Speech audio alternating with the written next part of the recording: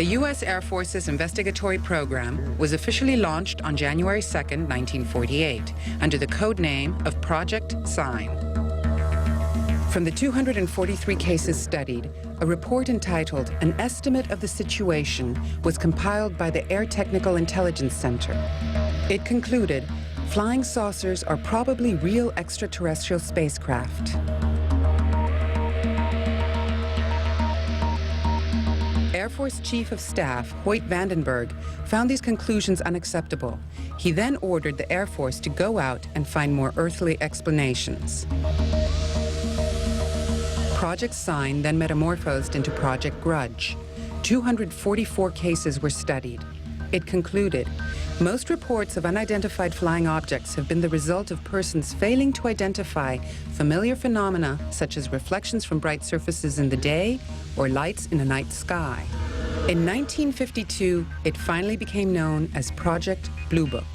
By now, the information gathered was being divided. That which was difficult to disprove disappeared, while sightings easily dismissed were made public. On February 28, 1960, the first director of the CIA, Roscoe H. Hillenkotter, broke his silence in a statement published in the New York Times. He declared, "It is time for the truth to be brought out in open congressional hearings. Behind the scenes, high-ranking Air Force officers are soberly concerned about the UFOs, but through official secrecy and ridicule, many citizens are led to believe the unknown flying objects are nonsense." He charged that to hide the facts, the Air Force has silenced its personnel through the issuance of a regulation.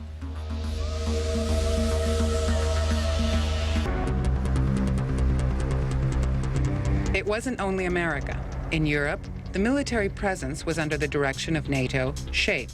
SHAPE was tracking a large number of UFOs on radar flying at high altitudes and great speeds over Central Europe and disappearing to the north.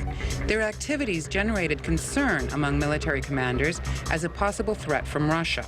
However, repeated demonstrations of advanced technology by these objects made it very clear to military authorities that these capabilities were far beyond anything that we or the Soviets had.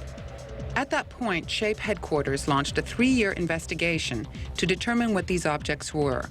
Their conclusions are still classified today.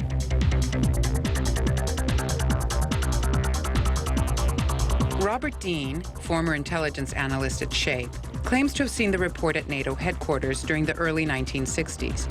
It was entitled An Assessment. After all the material had been collected, they brought it together and they wrote the final report with all of the appendices and annexes. Then, at that time, they made a determination and a recommendation to General Lemnitzer, the American four-star general that I worked for.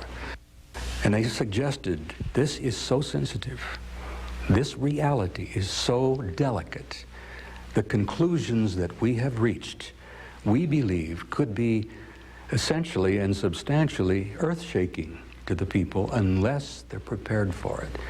We believe at this point that this should be given the highest classification NATO has, at that time was and still is, cosmic top secret.